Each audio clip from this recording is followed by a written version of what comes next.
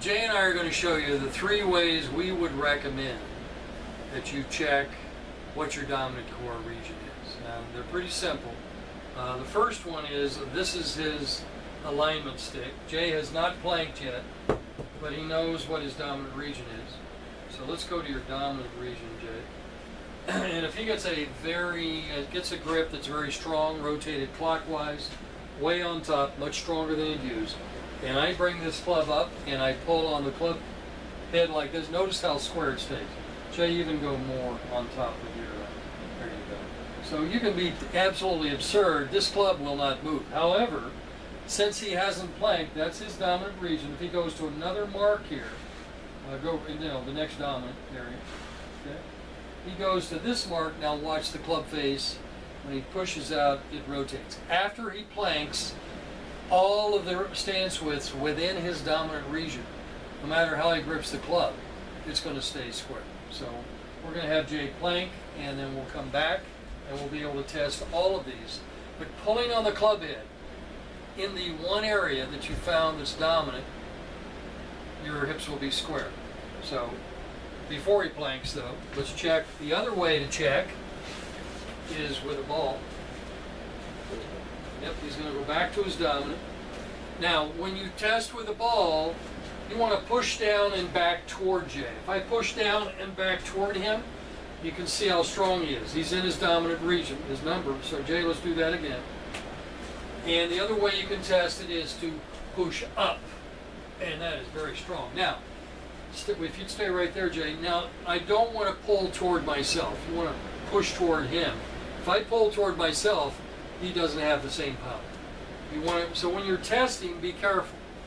So again, I'm going to push back toward him, and that's strong. However, since he hasn't planked, go to one of the other numbers. He's only going to be strong in one number. So now I can push back toward him and bring him right out of that because he hasn't planked. Okay? So that's number 2. Number 3 is the bar, if you have one. You want to put this on your hips. It goes a couple of inches below what are called the iliac crest hip bones, anterior hip bones here. And Jay wants you to go to, so as I look at Jay now, and you want to put your arms inside, he's in his dominant region, he's absolutely square. But if he goes anywhere else, Jay, go ahead and step. And now his hips just rotated. Which way did they go, Jay? Just shut down. Yeah, he came this way. So you'll find that he only has, hips are going to be square in one of the 9 numbers. You push down on the ball toward him or push up, he'll have power in only that one number, and you check the club head. The club head will stay square only in that one number. Now he's going to plank, and we're going to retest. Okay. Jay's going to do the wall planks on all 9 regions, so go right ahead, Jay.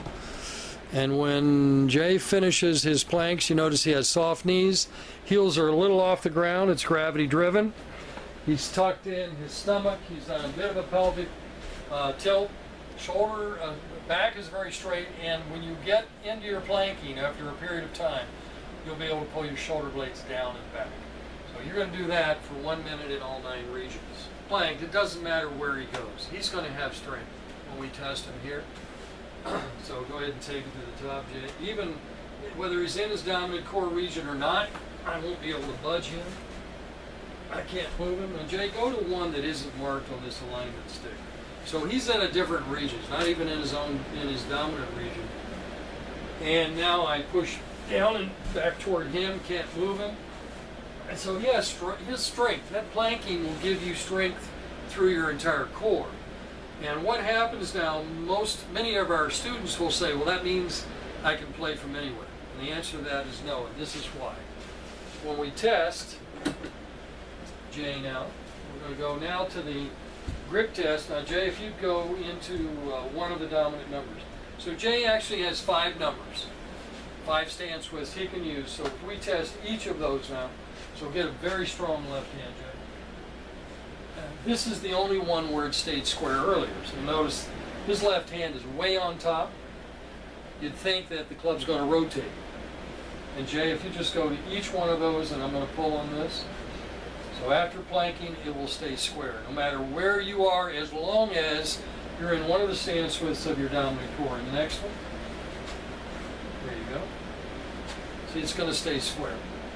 And the next, and the widest one there, you ever use that? Yeah. But it's still listed as one of his stance widths. That's And the we problem. missed the narrow, yeah, there you go. And the narrow one. So every one of these has been a stance width from his results list that are lower core. Jay's a lower core player. Now Jay, step in between any of those. So this is going to a different core region and push. And you'll see the face shuts immediately. So this is why you can only play from your dominant core region. The other way to test this is if Jay were to let his arms hang here and let them swing, they will not track. You can, I don't know if you can see from there, but they're all over the place. Now go into one of your numbers, Jay, and now his arms and hands will track. They'll track on every one of his dominant core regions. So when your arms and hands are working together, when you have symmetry, no matter how you grip that club, it's going to stay square. And the bar is the last one. But after you plank, no matter what your stance width is, this bar is going to show that you're square. The only thing that has changed, that has not changed, I should say, is how your arms and hands meet together. He's square, and Jay go to any number, that even one that isn't marked. So these are really the three primary ways you want to check the body, and he's square again, no matter where he goes. But again, he can only play from his dominant core region because that's the only place that club face is going to stay square. Even, let's take a look at, if we give him a putter, I want you to grip that putter. Now let me take this off. And go back into one of your numbers. Get a ridiculous grip on that putter way on top of the left hand. There you go, Jay. Now just push out. See how square that putter face stays. Now step to any other number. And now when he pushes out, that face is going to shut. Rotating? Yeah, it's good. Yeah, it's going to close. So, again, it's because of his body symmetry, his arms and hands are hanging exactly the same. We are going to show you other areas of symmetry. But we'll get into grip in the next chapter. But in terms of the other areas of symmetry, there are numerous. His power angle, carrying angle, shoulders are level, all kinds of things will begin to happen. That's after doing your planks on the wall or the floor. So, Jay, thank you. That's what I Appreciate it.